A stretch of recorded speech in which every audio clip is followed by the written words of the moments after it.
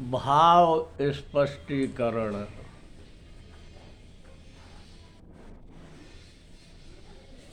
एक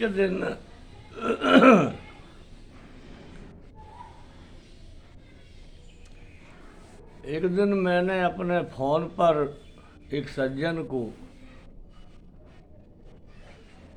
टोटका बताते हुए सुना। वे लोगों को टोटका बता रहे थे। वे कह रहे थे कि आप कहीं भी कंकड़ पत्थर एकत्रित करके उन्हें भगवान भोलेनाथ मानकर वहाँ पड़ी एक नीम की निमौली को उठाकर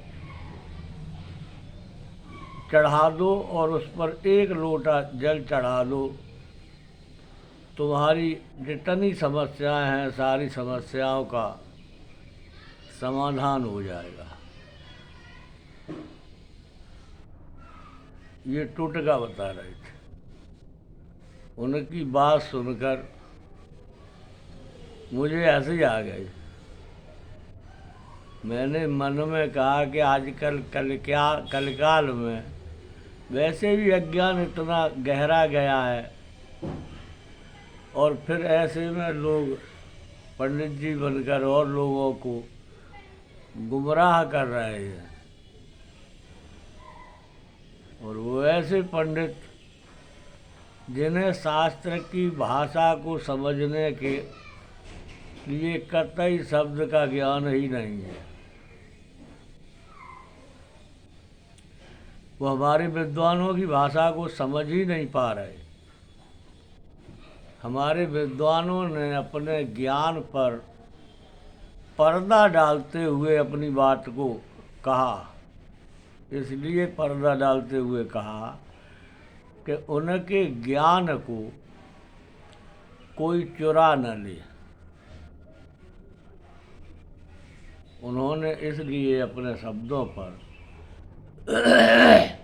पर्दा डालते हुए उन्हें अभिव्यक्त किया, लेकिन ये उनके गूढ़ शब्दों के मर्म को समझ ही नहीं पा रहे हैं। ये उनकी बातों को डायरेक्ट वे में ले रहे हैं जो है नहीं।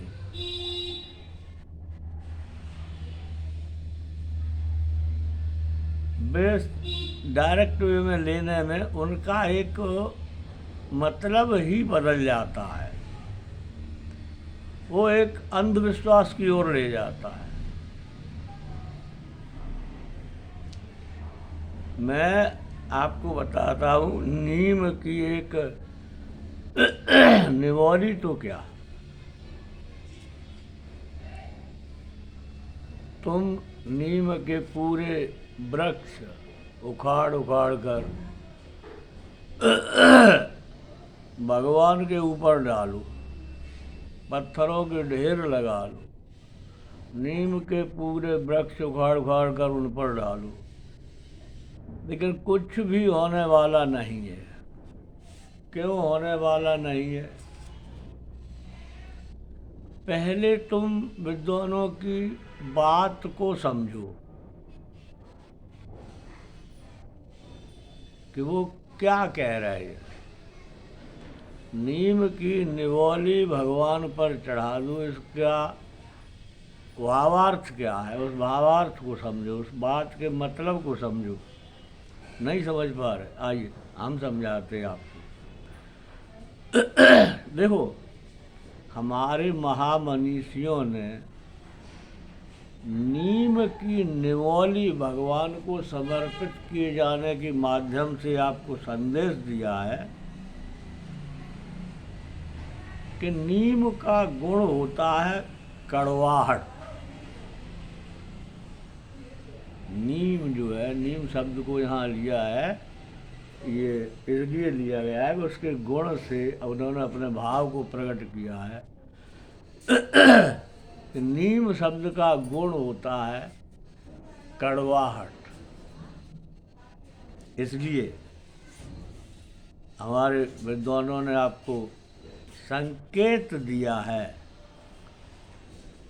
कि संसार के प्रति तुम्हारे अंदर जितनी भी कड़वाहट भरी हुई है, जितनी भी ईर्ष्या भरी हुई है, जितनी भी नफरत भरी हुई है,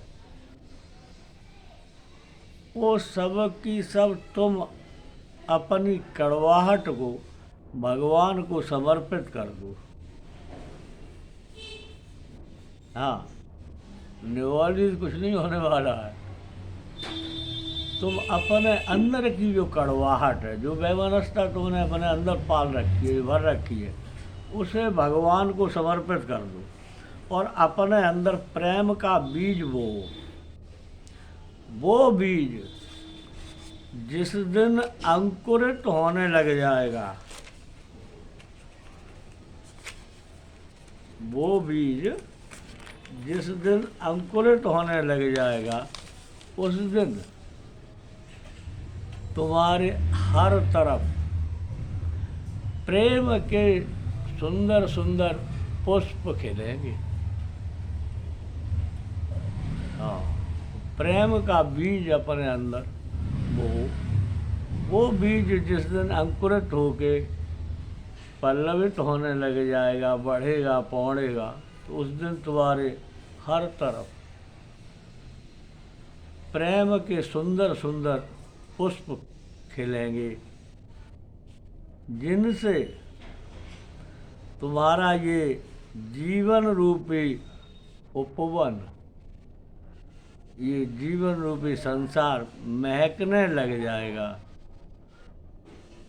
तुम्हारी जिंदगी सुगंध से भर जाएगी, फिर तुम्हारी कोई समस्या रहेगी ही नहीं। तुम्हारी समस्याओं का कारण ही तुम्हारे जीवन की तुम्हारी अपनी कड़वाहट है, अपनी ईर्ष्या है, वैमनस्यता है, अपना बैर भाव जो फिजूल में तुमने अपने अंदर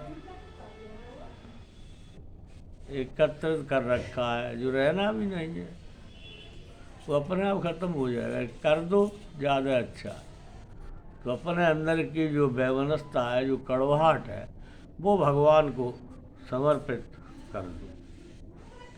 ये संदेश दिया है हमारे महामनीषियों ने आपको, भगवान को नीम की निमोली समर्पित किए जाने के माध्यम से। ऐसा करिए, अपने अंदर की जो लोगों के प्रति कड़वाहट है, उसे भगवान को समर्पित कर दो और सबके साथ प्रेम का व्यवहार बनाओ। मैं भी आपको वचन देता हूँ कि वो प्रेम आपका जिस दिन फलने फूलने लग जाएगा, तुम्हारी समस्याओं का स्वतः ही समाधान हो जाएगा, समस्या स्वतः ही समाप्त हो जाएगी, आपको करनी नहीं पड़ेगी। धन्यवाद। उत्तर प्रेरक तत्व ज्ञान वेत्ता पंडित श्री राम नरेश मिश्रा। संपर्क सूत्र 9891040268। एक बार पुनः 9891040268। धन्यवाद।